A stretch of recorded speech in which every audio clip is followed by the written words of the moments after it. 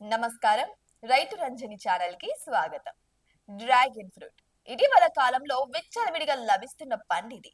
ఇదివరలో చైనా నుంచి దిగుమతి చేసుకున్న ఇప్పుడు మన పక్క జిల్లా అనంతపురంతో పాటు పలు జిల్లాలలో విరివిరిగా సాగవుతున్నాయి ఈ పళ్ళు.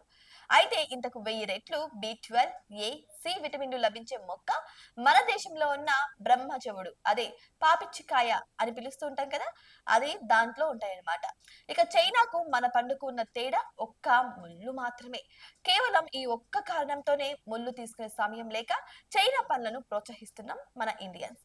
పైగా ఈ పండ్లు గ్రామీణ ప్రాంతాల్లోని కొండ ప్రాంతాల్లో ఎవరు పెంచకుండానే మొండిగా బతికేస్తున్నాయి. అయితే చైనా పండు ఇది అదే ఈ డ్రాగన్ ఫ్రూట్ ను మాత్రం కేజీ 100 రూపాయల చొప్పున కొనుగోలు చేసి తింటున్నారు. ఇక్కడే ఫ్రీగా లభిస్తున్న డ్రాగన్ ఫ్రూట్ ను మించి పోషకాలను అందిస్తున్న మనం బ్రహ్మజముని పట్టించుకోకపోవడం గమనార్హం. ఇక కార్పొరేట్ కాంక్రీట్ జంగిల్స్ లో విద్యను అభ్యసిస్తున్న పిల్లలకు వీటి గురించి అవగాహన లేకపోయినా గ్రామీణ ప్రాంతాల్లో సర్కారు పాఠశాలలో చదివే పిల్లలకు ఈ పాపసకాయలు తెలియని వారంటూ ఉండరు. ఇక పండును బండరాయి కేసి రుద్దితే ముళ్ళు విరిగిపోతాయి. ఆ తర్వాత తోలు తీసి గుజ్జును తినేయడమే.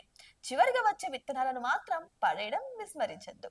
ఈ పండు తిన్నామంటే ఎట్టే గుర్తుపట్టేయచ్చు. చేతులు, నాలుక కొద్ది సమయం వరకు ఎరుపు గులాబీ రంగులోకి మారిపోవడం చూస్తూనే ఉంటాం. అయితే ఈ పాపసకాయలు తిన్నావా అని అడగాల్సిన పనే లేదు. ఎందుకంటే ఆ రంగు చూస్తే ఇలా కనిపెట్టేయచ్చు. ఇక ఔషధ గుణాలు కలిగిన బ్రహ్మజవుడు పండ్లతో కాలేయ క్యాన్సర్ వ్యాధులను సైతం నయం చేయొచ్చు. అంతేకాదు స్థూలకాయం, మధుమేహం, గ్యాస్ట్రిక్ సమస్యలకు కూడా ఇది మంచి ఉపయోగం అని చెప్పొచ్చు.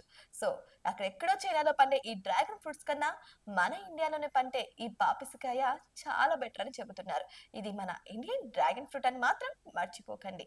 కాబట్టి చైనా ఉత్పత్తులను తగ్గించండి, మన ఇండియా ఉత్పత్తులను పెంచండి. నిజం చెప్పాలంటే మన ఇండియాలో దొరికేంత పోషకాలు, విలువలు మరి ఏ దేశంలో దొరకవనే చెప్పొచ్చు. మరి మీరేమనుకుంటున్నారు? కామెంట్ బాక్స్ లో కామెంట్ చేయండి.